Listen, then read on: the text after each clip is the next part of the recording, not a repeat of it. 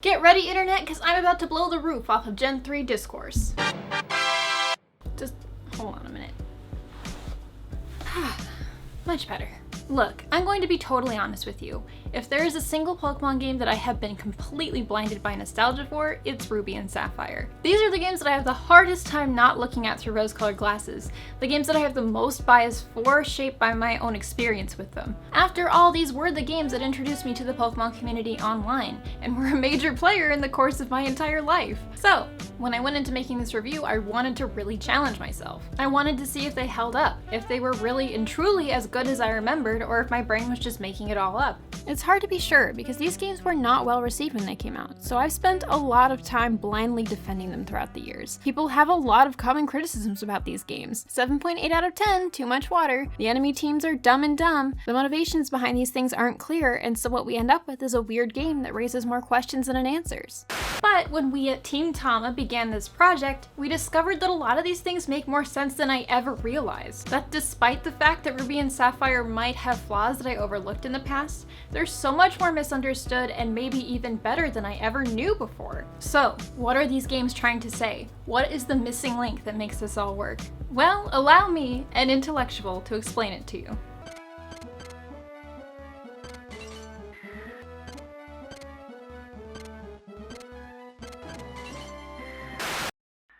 Part 1. The History. On April 26, 2019, Game Freak celebrated its 30th anniversary as a game development company. Way back in 1989, Game Freak graduated from a self-published fan gaming magazine run out of 19-year-old Satoshi Tajiri's home with the help of his family to a full-fledged game production house, creating games not through experience or know-how, but sheer force of will. Tajiri and his friends and cohorts, Junichi Masuda and Ken Sugimori, along with the rest of the early Game Freak staff, learned from scratch how to design games, drawing the graphics, composing the music, and coming up with the concepts and scenarios. Masuda went to college and learned how to code, becoming one of the lead programmers as more and more of their hired programming staff quit. Our boy Satoshi Tajiri had grown up collecting bugs with his friends in the forest, and his dream was to bring the joy of that simple experience in nature to the young children that came after him in an increasingly urbanized Japan. And so he began his 10-year odyssey to create Pokémon, a concept born from reimagining the experiences of childhoods lost along with the scenery of nature in his hometown of Machida, a suburb of Tokyo.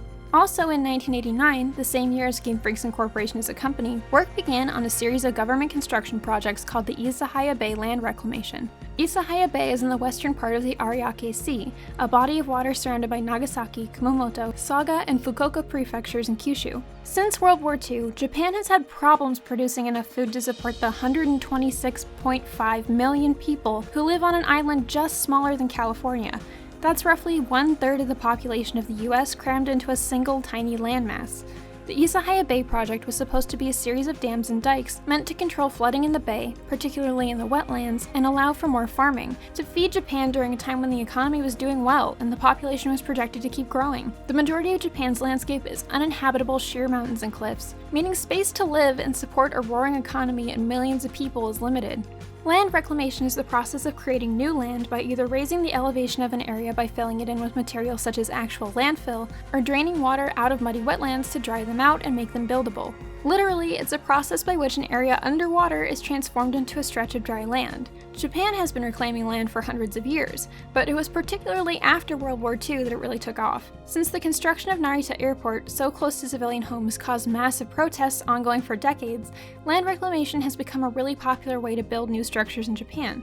For example, Kansai International Airport in Osaka is built entirely on a man-made offshore island made of reclaimed land, made of materials like clay, and is actually slowly sinking into the ocean as a result. After the war in the 40s, Japan went to work rebuilding their country and economy, and by the 1960s their per capita GDP had overtaken what it was before the war. One of the major factors in Japan's successful and extremely rapid bounce back from the devastation of the war was a pivot to manufacturing industrial goods, cars, electronics, and raw materials.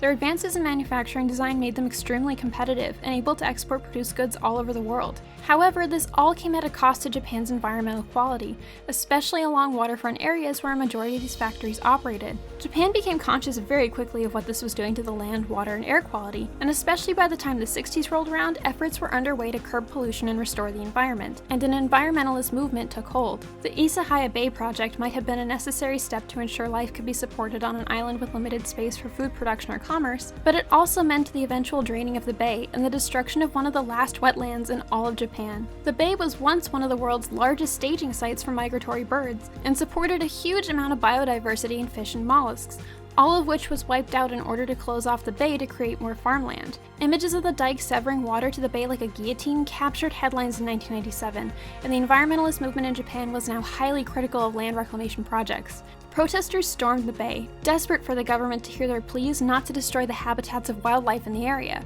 The previously healthy tidal flat acted as a host to many benthic species that essentially acted as a water purification system. With those species gone, there was nothing to regulate the concentration of pollutants in the reservoir, and as the water blooms in the area released natural toxins, the water quality soon became unhealthy and unsupportive of life. Cutting off the water also changed the currents and kept bad water in one spot for much longer. Environmentalists warned of huge die-offs of fish and shellfish that the local community relied on as a source of food and a major export. The Japanese government's response was, "Nature will just make another bay somewhere else." Meanwhile, in Tokyo, Game Freak finally realized their dream of creating an RPG concept based around bringing nature back to the children of Japan in 1996. While it wasn't an overnight success, throughout the 90s it became a smash hit around the world, and was enough to garner a sequel, an anime, a trading card game, and lots of merchandise. When the series proved to have legs with the success of Gold and Silver, it was time to get serious and think about how far this Pokemon thing could go. What they had was very obviously sustainable if they played their cards right, and so by 2000, Nintendo Creatures and Game Freak settled the rights, and the newly consolidated Pokemon Company International was born. This entity controlled the marketing, branding, and licensing of products. While Nintendo would own a third of Pokemon and several copyrights, Creatures CEO Tsunekazu Ishihara, the producer of Red and Green, took charge as the Pokemon Company's first and so far only president.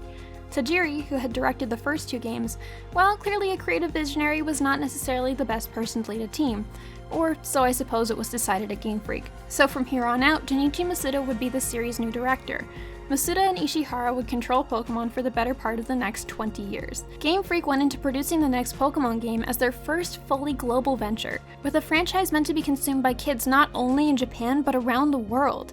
While I can't say for sure if they necessarily had a really developed philosophy, the idea of looking at their past experiences of childhood and nature to give back to the children of today seemed to have stuck, and is a theme consistent throughout their work. But while all this change was underway at Game Freak, something terrible was happening in Isahaya Bay. In December of 2000, the edible seaweed harvest in the Isahaya Bay collapsed. Thousands of fishermen from neighboring prefectures along the Ariake Sea went out on their boats to stage a protest in front of the dike. The protesters, now a mix of the fishermen and environmentalists, would be at odds with the government and farmers that saw the need for the expansion of the land in order to provide space, services, and farmland to people in these fishing communities. What I'm telling you today isn't just the story of Isahaya Bay and the clash between the government and environmental activists in Japan, but rather also the story that Junichi Masuda and Game Freak wanted to tell.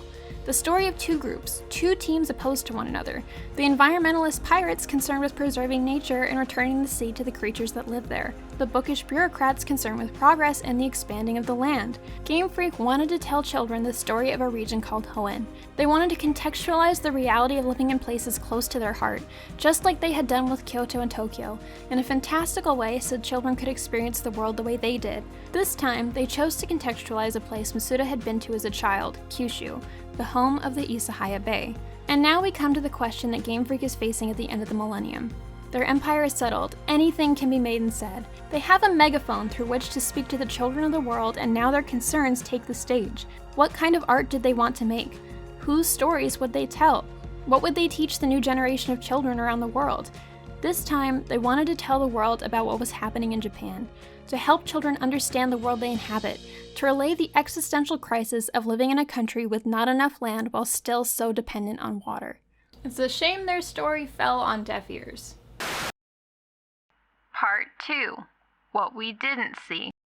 When Ruby and Sapphire were released in the US, Pokemon as a franchise was already in decline, at least for a little while. The original audience was outgrowing the series at a rapid pace, and even those that stayed were put off by the heavy changes that these games brought to what had been, up until that point, a mostly gradually evolving franchise.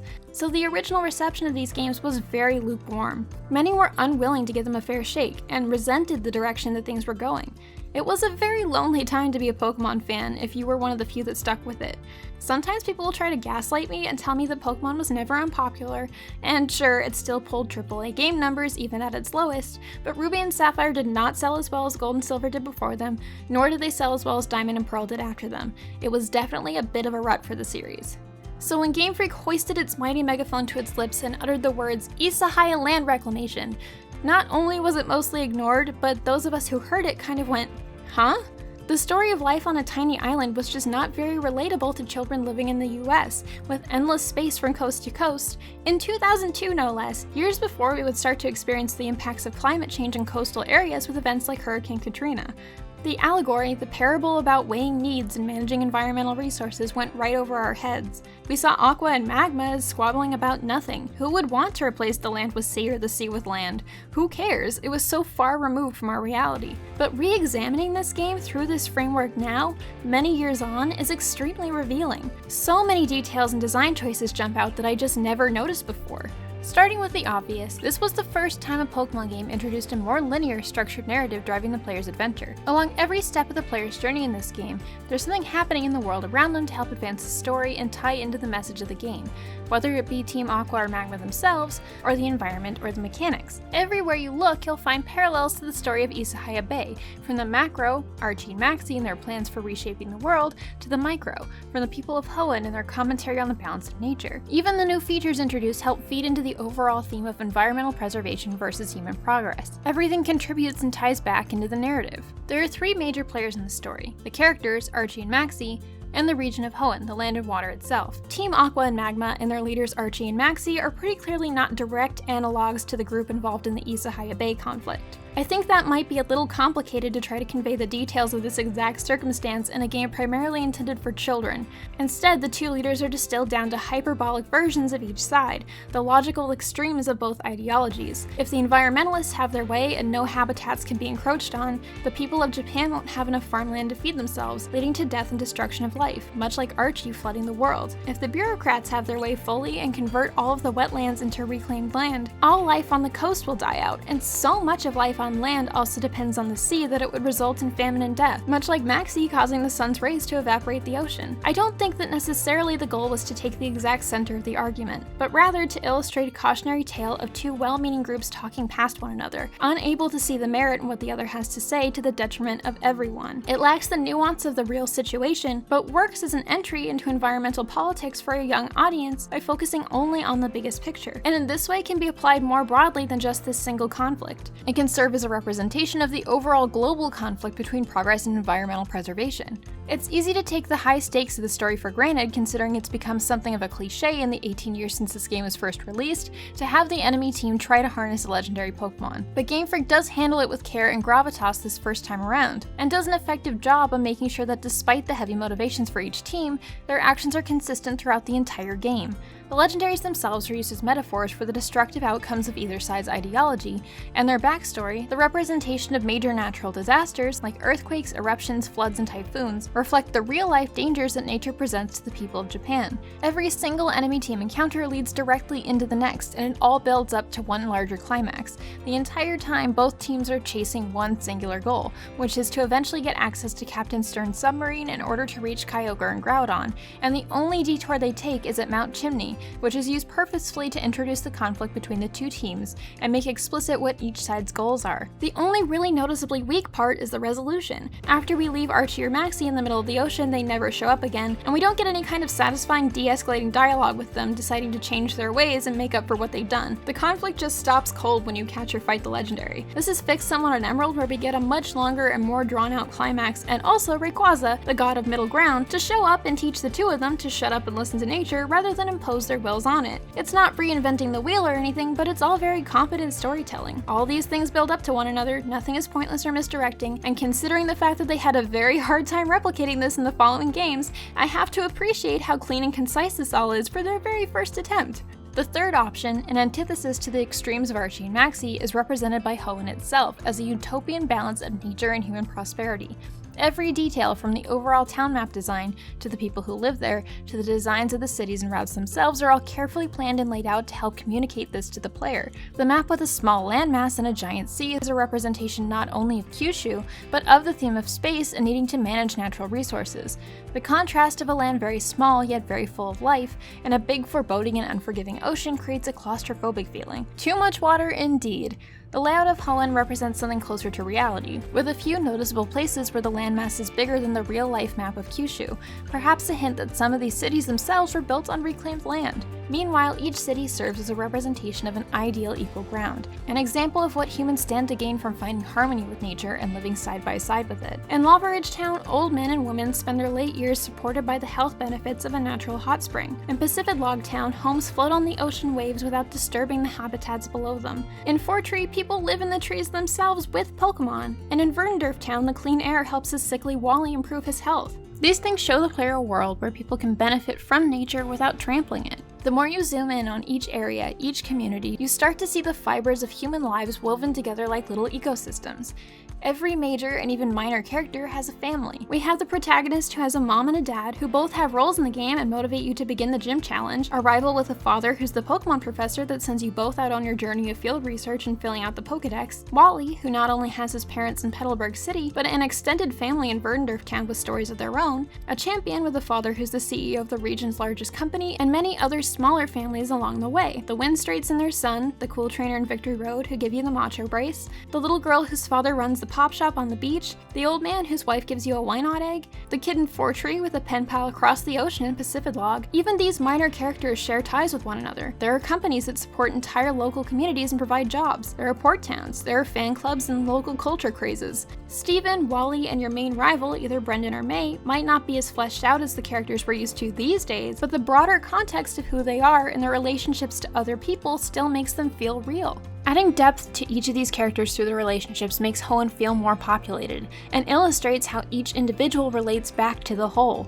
How every single life has a place they fit in, how they each take up space and contribute to the space. And if that wasn't enough, there's at least one NPC in each area of the game that will comment directly on these relationships. It will point out how their lives are impacted by nature, almost as if to say, "Hey player, have you thought about the relationship between people and nature yet today? You don't even know how deep this rabbit hole goes, man." Zooming in even further on each community reveals the individual lives and the stories of the people who live in Hoenn, and how it all ties back around to that central conflict of progress versus preservation. The Rustboro Tunnel construction project serves as a microcosm of the entire Isahaya Bay conflict. The builders are trying to create a tunnel to connect two towns for the good of the people, specifically people that you know and care about because they're related to Wally, his cousin and her boyfriend, who are trying to reach one another in a long-distance relationship. But the builders are forced to stop using the machinery because of the harm it was doing to local wildlife. The resolution of breaking down the final rock yourself with the help of Pokemon not only rewards you for finding a non-destructive means to help people through the gratitude of these characters, but it also opens up a path back through the region so that you can more easily get around and explore. The Oceanic Museum in Slateport is the first time you encounter the enemy team leader, and they use that opportunity to reach out directly to the audience and teach them about how large and complicated the ocean is, and how big a role it plays in sustaining life. Hell, you can even keep going and keep zooming in to examine the role that Pokemon play in it all. Zigzagoon, one of the most common Pokemon in nearly every route of the game, has the ability Pickup. Not only does this help players get useful items to stay caught up on levels early in the game, but it also works as an analog for the species of fish in the bay that acted as an environmental purification system.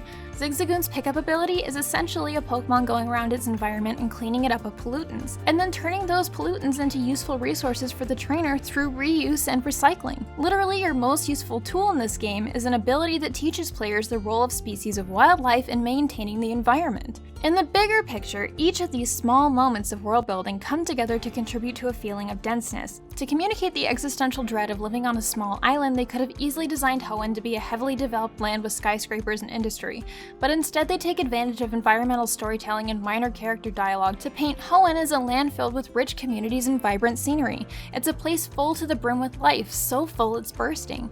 Each route has something unique to characterize it, like the Trick House, or the Falling Ash, or scattered invisible Kecleons to find. And much like the way Generation 2 used the layout of the region of Johto to encourage players to experience certain kinds of content in the game, the way Hoenn is laid out intentionally lends itself to a very specific playstyle that in this case favors exploration above all else. Though the story itself and badge progression may be much more linear than in previous games, Hoenn has lots of optional areas that you aren't required to visit even once in the entire game. Extra routes full of trainers tucked away in corners of the map that you wouldn't necessarily find unless you went looking for them, or just wandered away from the main cities. Each time the story asks you to return to a place you've already been, it opens up a brand new path there with resources to aid in your journey, whether that be useful items hidden about or extra trainers to battle. The main story of Ruby and Sapphire does not have a ton of trainers to grind on for experience. There are only about 56 if you only stay on the main path the badges in the story events carve out for you, making it somewhat difficult to stay caught up on levels compared to enemy trainers. But if you explore away in hidden corners, you'll find at least an extra 10 levels of experience points just waiting for you to come grab. The game is inviting you to slow down and explore nature, to get lost in all the diverse landscapes that Hoenn has to offer, to really take advantage of every opportunity and leave no stone unturned. It wants you to stop and look at the map every so often and say, wonder what's over there. While you're out there trekking through tall grass or through deep woods and across still lakes and through harsh deserts, you'll stumble upon a number of natural features that tie even the game's mechanics into the theme. Berries return from Generation 2, and the player can find them as a natural resource around the region, growing in soft soil. The player has the option of taking all the berries for themselves and not replanting any each time, but while they'll have more in the short term, they lose out in the long term. This teaches the player to care and tend for the berries to make berry harvesting sustainable, that if you put in the work you'll get a more bountiful harvest, and to really value berries and use them wisely because you'll always need to save some to replant. You'll always have more berries in your bag than places to plant them, so you have to keep that in mind before you use them all up. The game is using this mechanic to comment on nature as a resource for growth as well as something to sustain. Pick 2 berries, plant 1 back. Through the introduction of secret bases and the many events throughout the game that have an expressive input, like contests, you can mix records with all of your friends and have them move in and populate the region. You'll hear about their exploits on TV, and they'll hear about yours. You care about what happens to Hoenn ultimately because you're invested in the region, because you've put down roots and built a community there too. And the fact that berries now not only have an in-battle function as a held item, but the additional function of being ingredients for Pokeblocks makes them a resource of even greater importance. A Pokemon's nature, a brand new feature to this game, not only informs which stat in battle gets raised and which gets lowered, but also which flavor Pokeblock it prefers. And contests offer a new way to raise Pokemon, and a new way to use their unique moves outside of battle. Pokeblocks are also a resource for attracting and catching rare Pokemon in the Safari Zone, so they really made berries go a long way in this game. Almost every new feature introduced here is in service of the theme. Double battles are a new battle style that also drive home the theme of duality, of balance, of managing 2 sides of a conflict. What struck me as I was replaying this game, now fully understanding that it's a game with something to say, is how similar Ruby, Sapphire, and Emerald are to the Generation 5 games. Both of these stories are based around real-world political issues, both heavily rely on world building through the characters and environments to help tell the story, and both took a lot of weird, unnecessary risks that put people off. Part 3. Weird risks that put people off. So, remember how I mentioned that Ruby and Sapphire made a lot of heavy, off-putting changes to a series that up until this point had been evolving pretty slowly in more palatable increments? Well, you could call the release of these games the original National Dex controversy, or Dexit if you will. When they made the move to the Game Boy Advance and Game Freak decided that the series was going to continue on long term, they made a pretty big overhaul to the way Pokemon themselves were built. These changes were in the name of making each Pokemon more of an individual compared to the way they were before. We now had natures, which impacted stats and gave Pokemon unique strengths and weaknesses, abilities that gave each species of Pokemon a very unique role in battle, and the determinate value system and stat experience systems from the previous games were totally redone. These values were designed to give each Pokemon unique stats, based not only on their genetics but also the experience they gain in battle, making them feel more like individuals and also more like real creatures. And starting in Gen 3, the range of determinate values, now referred to as individual values or IVs, was increased from 16 to 31, and the gambit of stat experience, now referred to as effort values or EVs, was limited to a certain cap per stat and a certain cap per Pokemon. These things really made Pokemon as party members more resemble the class specialists found in other JRPGs. You could really thoroughly tailor a Pokemon to a specific role, which for a series with longevity meant that you could make the same formula go a lot further in subsequent games without getting stale. The problem was that making such massive changes to Pokemon internally meant that the buddies that you had the luxury of moving up from Gen 1 to Gen 2 in the past would essentially now be incomplete. They would be missing natures, missing half of their possible IVs, missing personality values, which now took the place of determining things like a Pokemon's gender or shininess, a task previously assigned to determinate values. So whether they attempted and failed to find a way to move your old friends up across the chasm between Game Boy Pokemon and Game Boy Advance Pokemon, or they just simply didn't bother, when Ruby and Sapphire were released, they did not include a way to transfer a Pokemon from Gens 1 and 2 to 3, nor did they even bother to include all of your missing friends in the regional decks. This felt like a betrayal to a lot of fans who had gotten used to the idea of always having their favorites with them, and it sparked a lot of outrage. Whether they realized how upset people would be or not, Game Freak also made the bold decision to have the first several towns of the game feature exclusively brand new Pokemon. You can't catch a single Kanto or Johto Pokemon until Dewford Town, when the Old Rod becomes available and you get access to Magikarp and Tentacool, and Granite Cave, which has Abra, Zubat, and Geodude. Contrast this to Johto having not only the new Sentret and Hoot Hoot on the first route of the game, but also Rattata and Pidgey. To add insult to injury, this wasn't the only thing that was noticeably absent. The day-to-night cycle, the Pokegear with phone calls, and the large post-game including a return to Kanto were not carried over from Gold and Silver. I think the day-to-night cycle was mostly a casualty of the move to the Game Boy Advance. On the Game Boy Color, the graphics even at nighttime had a mostly bright white background with a few pops of color. You could tell that the light was different, but it wasn't so dark that you couldn't see what was going on even on the dark unlit Game Boy screen, since the Game Boy Color games already had mostly light pastel graphics. Moving up to the Game Boy Advance, the colors are intentionally extremely vibrant and poppy to make it easier to see on the dark Game Boy Advance screen, and this saturation made it harder to pull off a dark landscape without making it too hard for players to see where they were going. We can tell that they attempted to find a way to make it work based on what was left over on the ROM for Ruby and Sapphire, but I think ultimately they wanted the game to be visible on this new system and that was their priority, so they decided to let it go. There is still an in-game clock keeping track of time, but with no visual indicator of the day changing to night, many fans did not see the purpose or even remember that it was a feature still in the game. The other two omissions are pretty clearly an intentional design decision meant to service the themes of this game versus the last one. A commenter pointed out in my review of Gold and Silver, Kanto returning as the post-games of those games and being contrasted with the more traditionally designed region of Johto was meant to highlight the theme of progression of time. Going back meant that you could see ways that it evolved since you were last there 3 years ago, and how it grew to become more developed and less rural than its previous incarnation. This, along with the Pokegear and phone calls, were a commentary on our increasingly connected, global, and technologically capable world, and what gets lost in that process. It explores many of the same ideas of progress versus preservation, but approaches it from another angle. These things are absent from Ruby and Sapphire because Hoenn represents a utopian ideal of a world perfectly balanced with nature, and serves a completely different function in a different story that handles the idea of progress very differently. People in the more naturally designed region of Hoenn are connected by community, not technology. Different themes, different goals, different features in service of those goals. However, there certainly are some issues with the game that I think are working against what it is trying to accomplish. Among them being that because Magma and Aqua's goals are so hyperbolic, this has the unfortunate side effect of making the conflict in the game extremely vague, to the point that it's not immediately clear what either side's motivations are, leading many to believe that the representation is lopsided in Magma's favor. Magma's goals are really pretty easy to get a shorthand for progress at the expense of the environment because we already live in a society that values progress, and we spend a lot of the game on land in Hoenn and learning to value it and the people who live there through all of the effort they put into making Hoenn feel alive. But Aqua's goals are harder to relate to if you don't have a background of environmentalism, and the game does a lot less to help us see the value of the ocean than it does the land by virtue of the ocean being basically the worst part of the game. While I do think it's easier to navigate out there than most people give the game credit for, I have a terrible sense of direction, and even I find the environment does a good enough job of pointing me where I need to go next. The high encounter rate and lack of variety in water encounters both above and below the sea does not help enforce the idea that the ocean is full of life.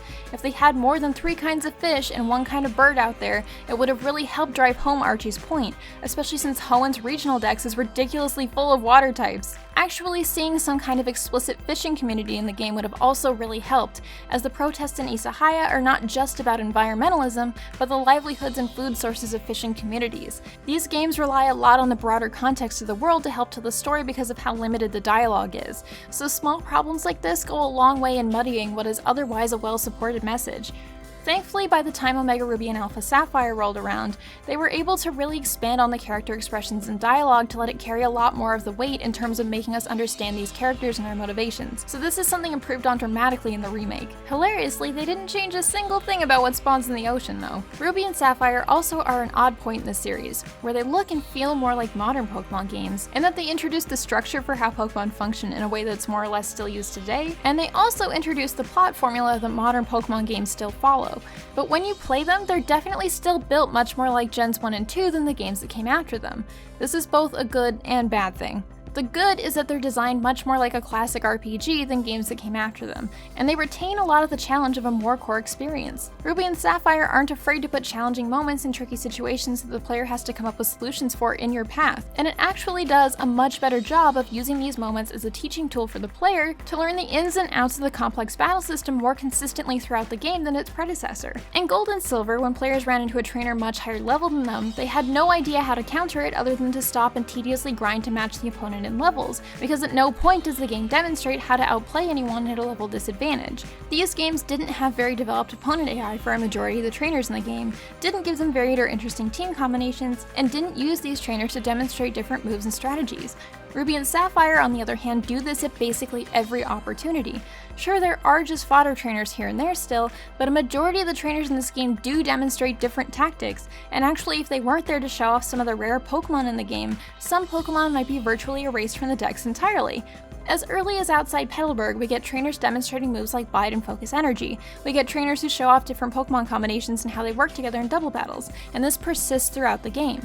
Gym leaders like Winona and Wallace teach you not to overly rely on type advantage by blindsiding you with Earthquake. And this trainer with Milotic in the Rain is Game Freak saying, "You see this thing? It's awesome and strong, right? It exists. This is how you use it. Now go find it. Good luck." The bad is that even with these improvements, and the extra opportunities throughout the game for experience, the level scaling here is quite a bit worse than Johto, especially considering this is a much longer and more linear game. Exploration and finding those extra routes of trainers is really only an option once you beat the 5th gym and get Surf, halfway through the game, which means the beginning of the game is quite a bit slower and harder to get through. This is where the game being less like modern Pokemon starts to make it feel dated rather than charming. The levels of wild Pokemon start very low as level 2, and enemy trainers pretty quickly ramp up as high as 16, without giving you a lot of opportunities to stay caught up because of how few trainers are available to you early in the game. Not only this, but it's hard to outplay the level disadvantage this early because much like Gens 1 and 2, most Pokemon don't learn hardly any useful moves by level up this early on, meaning you have nothing to work with. Poochyena doesn't get a stab move at all until level 13 and is available starting at level 2. You only have a handful of TMs to work with this early on and hardly any Pokemon that can use them meaningfully either. While I mentioned Zigzagoon's pickup ability was a useful way to stay caught up on levels early game, it's also basically absolutely necessary because you don't have a lot of options for growing without it if you don't just stop and grind on wild Pokemon far below your level and too weak to make meaningful progress on. Speaking of Poochyena, the regional dex in this game is much more liberal with dark types than Gold and Silver was, but every single one of the new dark types introduced is a physical attacker and dark type moves are classed as special. This means that when you finally do get stab special moves early in the game, they're hardly worth using because the stats just aren't there to support them. The beginning of the game in general is quite physical attack and defense heavy, so if you don't rely entirely on your starter as a decent special user, you have limited other options. And Zigzagoon spamming growl at you as you try to raise any other team members makes the process even more tedious. This is why so many people end up really having trouble with the rifle fight on Route 110. The game pretty much flat out tells you that no other Pokemon besides your starter is worth using, but then punishes you for not raising anything else. This is the game that really begs for the physical special split the most, because of how the regional dex is laid out and how most of the new Pokemon are designed, so it makes me wonder if they originally planned to do it here but just ran out of time or something. I think this might also be why it's so frustrating that the Team Aqua and Magma Grunts all only have Zubat and Poochyena all the way through the end of the game, because by the late game, if you're not taking the time to stop and explore optional routes, they're the majority of the trainers the game puts in your way for you to fight, and you get basically nothing out of these encounters in terms of experience. Even though bad guy teams were always kind of samey, This is much worse than in past games and ends up being a lot more noticeable. Even if you do take the time to battle every single optional trainer in the game, you're not likely to have a full team of 6 at more than level 40 by the Elite Four unless you just overleveled your starter for the entire game. And I don't think that they want you to be any higher than that, considering the Hariyamas in Victory Road all know Whirlwind, making them impossible to grind on for experience. But most of your Pokemon don't learn their best moves until well after that, again giving you less to work with beyond just spamming healing items in these Elite Four fights and over-relying on your game's legendary. Again, Emerald really improves on this by adding way more trainers to the game, and especially the early game, so it's much less of a struggle to get through the slower parts of the early game and much less difficult to match your opponent in levels through the majority of the game. So unless you're going out of your way to really take it slow and explore, and unless you're only using the best Pokemon the region has to offer without ever experimenting with other options, you are much more likely to feel the need to stop and grind for levels at some point in these games than I think you would be even in Gold and Silver. It's kind of a mixed bag.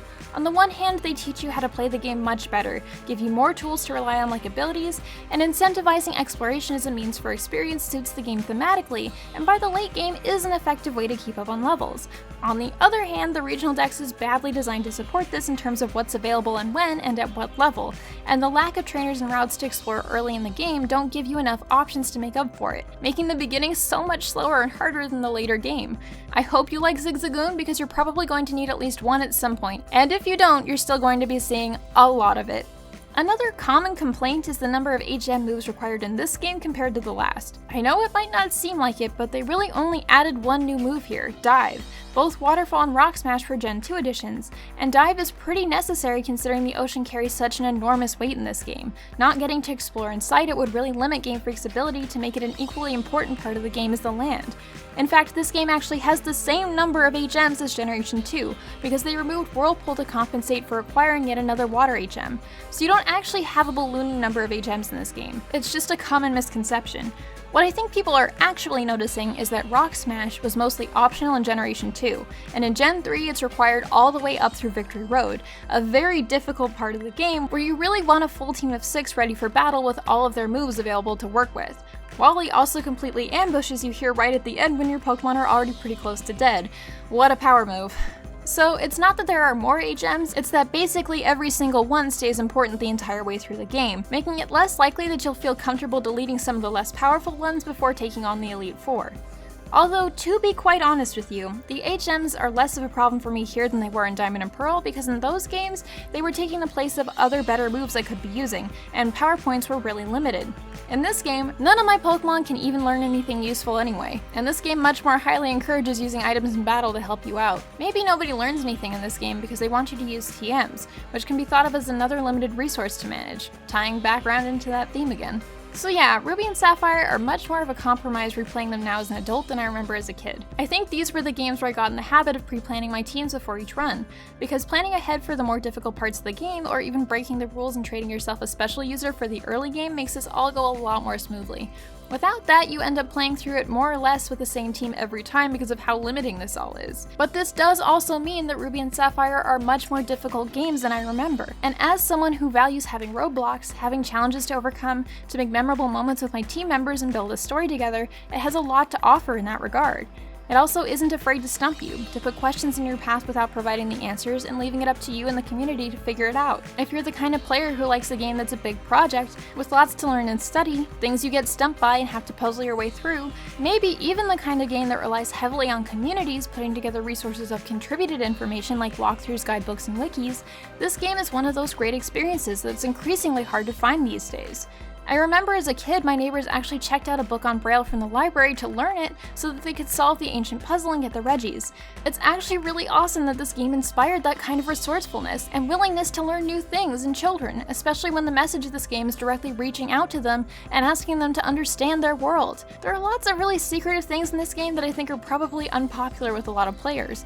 I don't think too many people were very thrilled with how rare and difficult to get Phoebus and Milotic are, but they make for really valuable trading incentives, even more so than the legendaries, by requiring so much work. If you had that Phoebus and could breed one for your friends, you were basically a god. Ruby and Sapphire really took what Game Freak was building on with Gen 2 and improved on it. A lot of things feel like they're kind of halfway there, but I appreciate the ambition, and the fact that if they were going to try a heavier story with higher stakes, they were really going to use it to say something, and make all of the mechanics work in service of these themes. It might have a few more ideas that didn't quite work than the games before it, but that's also because it's trying to say and do a lot more than those games, and in my opinion, a lot more of it works than doesn't. And it's nice that when they had the opportunity to improve on these things in Emerald, they really went above and beyond to make it a worthwhile experience, both in the small fixes and the big additions like the extended climax and the battle frontier, to really give players a chance to optimize and learn to master the mechanics without needing to own another system like they did with the Stadium games before them. You can't actually beat the battle frontier with an unoptimized endgame team, so it gives you the opportunity to put in the work to raise boxes and boxes of specialized Pokemon to take on these unique and interesting battle facilities. These are even better than Stadium in a lot of ways because they each shake up the rule sets really dramatically and provide really unique challenges each time. And even Ruby and Sapphire without Emerald have a lot of evergreen post-game content to engage with, in the form of contests, that whole ocean to explore, secret-based battles with your friends, legendaries and rare Pokemon to hunt down, and the bigger, harder puzzles to solve. I'm not sure that it's actually possible to definitively say if I was able to look at these games critically without nostalgia influencing my opinion. I'll have to leave that up to you to decide. But I definitely feel like I understand these games more completely than I ever did before. They have a lot to offer. They have solid mechanics, constructively built on the foundation the previous generation laid out for them, great world building and characters, memorable challenges to overcome, and secrets out there to find. They're really everything I look for in an RPG. But above all else, they have much more to say than I ever knew, and I have to appreciate the risks the Game Freak took in service of their story. This, along with improvements to character writing in the remakes, is probably the most solid storytelling in a Pokemon game there has ever been, and I say that as a Gen 5 fangirl. Masuda famously worked himself to the point of hospitalization making this game. It was his first time directing, there was a lot of pressure to keep the success of the series stable when time would not be kind to them, and at the same time he pretty clearly had something that meant a lot for him to say to the kids of Japan and around the world. His daughter was born during the development of Ruby and Sapphire, and you can meet her in Satopolis City and hear the love and hope that her parents had for the new life ahead of her and how she explains her name. I think you can really feel those same feelings of care and hope for the future and how Game Freak crafted this game. Obviously, it's not at all commendable to create a work environment where the crunch and the pressure ends up hospitalizing members of the team, and actually knowing that now makes the game a lot harder to fully endorse, because I don't want anyone to have to suffer to make games that I love, and I hate to reward that mentality. But it's really clear that Masuda and the team put a lot of themselves into this game, and very earnestly believed in it and what it had to say. Ruby and Sapphire are by no means flawless. There are a lot of areas where you can really feel the crunch that they were under, but I'm sincerely grateful for the effort that was put into them. They're not perfect, but they have a lot of heart, and themes that have only become more relevant as we have more and more conversations about environmental sustainability. As for what happened to Isahaya Bay, unfortunately there isn't a happy ending. Farmlands were built on what was the wetlands when the reclamation project was completed in 2008, and now the Japanese government is in a no-win situation.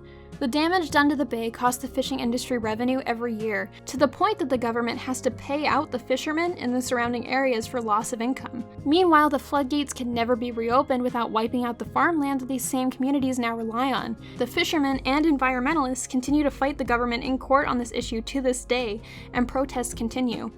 The same children who would have grown up playing these games are now the ones out there 18 years later living in the same reality.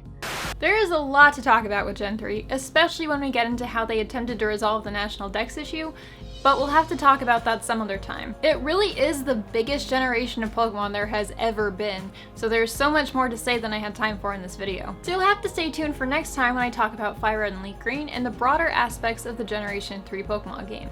But for now, I'm looking forward to hearing what you guys have to say about these games in the comments, and I hope that I was able to convey the merits of Ruby and Sapphire in a way that some of you maybe hadn't considered before.